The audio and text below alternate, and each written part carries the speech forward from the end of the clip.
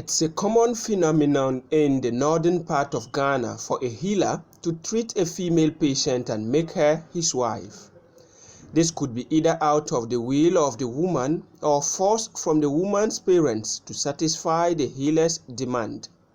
In most cases, the women are made to believe that getting married to the supposed healer and remaining in his hands is the only way for them to be free from their sickness.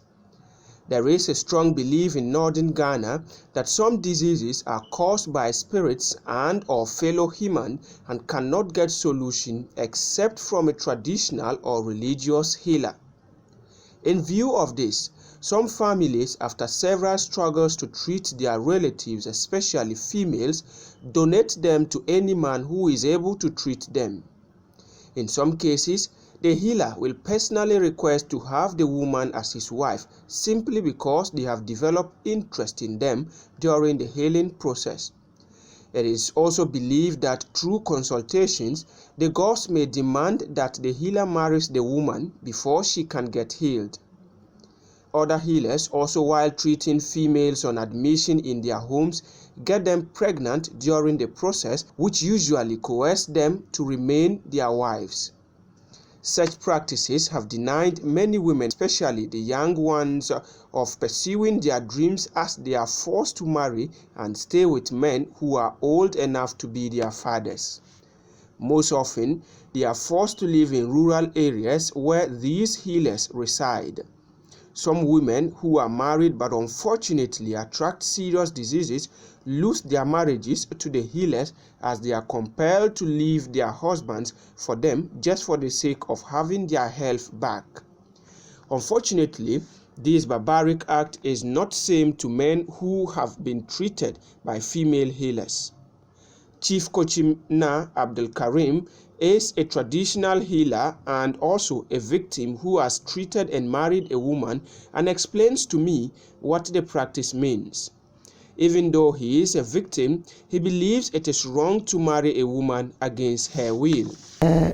Papa pregle biene karanya la doroto yirso oy danyele o nirbe tebra al paso biene o nirbe ma yele piamma nye doro mati oy danam ba ko ne katazona tebra to kalso zo mitana ndagbamba papa zangdo doro kuno yang tebra don su patepo o to kulo yanga ya to wala mbala so karjela oitbo kapama yiburu onto zon lebe onto bantu zon zan to de bi tapupune ka ba dor pa ba dor so ne doro ka duro ma gbacheka dapa shabene ka baba ka woni kama irin dor luhran wa shanga bien lala kana ko ce dor shanga a pemne to tebe kayeno boro kananchi tekpamba pergle battebra pa ko tellebe apa karanyala ala gufu nyale domi tantum tum shama pa tuma nyale dezo poi katien yel pana buru ba ma kalma kayen samma shekara dolla dalir sozo dezo netebra mansane de on waljiran ko nyane tebso wonna bienmo ka o leban pa to demi da dalir da nyala o ma pre yidanda zona kame mino mitaba ka vien yala nyale dame paanguna ale mayeda ne yeda nyepa so pai bordo ka mosono ko chiko ko jindo yelema de dale hirebe yalala danguna manyak mansane ka vien yala nyele. On her part, the executive director for Songtaba, Hajia Lamnatu Adam, condemned the practice and calls for its immediate stop. She said such a practice is a violation of human rights. It's common within our communities to see that a lot of herbalists and for that matter big malams treat women and it ends up being marriage or marriages. And for me, I cluster that as part of forced marriages, especially where the survivor or the victim may not, accept to rape. And many times we find that it is people with mental trauma. And anybody who is not in his or her right state of mind cannot take a decision on him or herself. And so for women who fall victim because of their mental state at a time, and they get small help from malams or small help from other people who have shown a way to treat them, then just marry them. Well, marriage is good, but it should be a concerted effort and an agreement. And so for me as a human rights activist, I see that it's a human rights violation. Maybe if she was treated very well, the person who has treated her may not be her option for a man to marry. And I think that it's about time that for parents or for caregivers to take a step and reflect on how we choose spouses for people who are mentally not stable, especially women and girls. A woman, Aminatu, not her real name, explained how she ended up becoming a treat-and-take wife.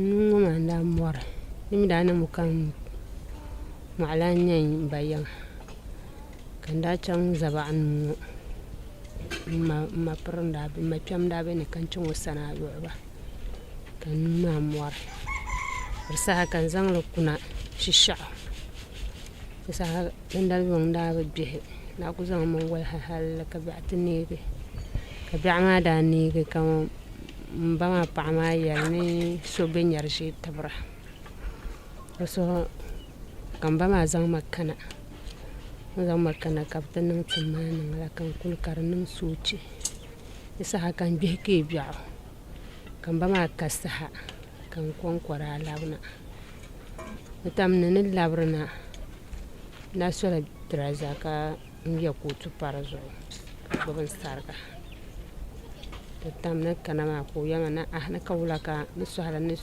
son se zama ni zungu ni ka me in yam baban se zama ma na yumu gwam wasa yi biya kan lan labna pabo wana na kawula ka yam biyan kan yi dan bizan makan na me yam mini dan ma ji shi ma na sa'amma to ta tanda kun yi tabshalan ba ما نراتي النار شعب بدل رما كنا ولا زالن معنا دي دابا بان بالما زعورانا نكمي ما نكميرانا نكميو لما نبل ما ندا تامننا نبل ما نيانغا كان نوعنا دالان بيارما نوع ما نغزا ko ndalan zang bralan zang makano san ko wala halan nsang tetsem to nsang tetsem ma kana ko bobe onna borshalla sa ka me bara wilan ka jishi kara sa'tila ya to ama nta hadan ko jahmana nyala duro ma sababiyan ta'i nta bang yilon ko babang ma. Hajia Lamnatu further explained that any form of exchange marriage is an abuse of women and must not be tolerated. Child marriages, exchange marriages are all forms of abuse. And we cannot lose the sight that any relationship you put a woman or a girl that she's not consenting to is a crime.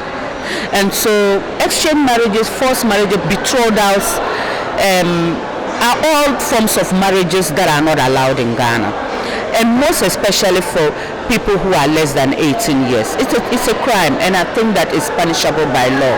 The important thing is for us to get the survivors to report such instances. Many times you see that if they are young girls, then they run to Kaye, which in another form they get multiple violations, because where they are going to stay, you and I know the situation and the conditions under which they live. So it's something that we should not condone.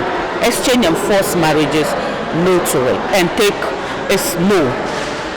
Treat with respect. Let the person appreciate that perhaps the person will come back to you, but to treat and take, no, it's a crime. Even as many organizations, both private and government, are striving to end all forms of women abuses, including forced marriage, This aspect of forcing women to marry healers is mostly overlooked, partly because it's a matter of health. But can you imagine a doctor expressing interest in the women they treat? What would be its consequences? Sustainable Development Goal 5 seeks to achieve gender equality and empowering all women and girls by 2030. Around the world, a growing backlash against women's rights is threatening even well-established freedoms and protections. Without heightening commitment from the global community, gender equality will remain nothing more than an unrealized goal. According to UN Women 2022 Convention of women and girls aged 15 to 49, more than 1 in 10, equivalent to 12.5%, were subjected to sexual and/or physical violence by an intimate partner in the year 2021. To end child marriage by 2030, progress must be 17 times faster than it was over the last decade. The practice where women are forced to marry their healers must also be given proper attention and fought to its core. Jonas Biaurbi for ZA News.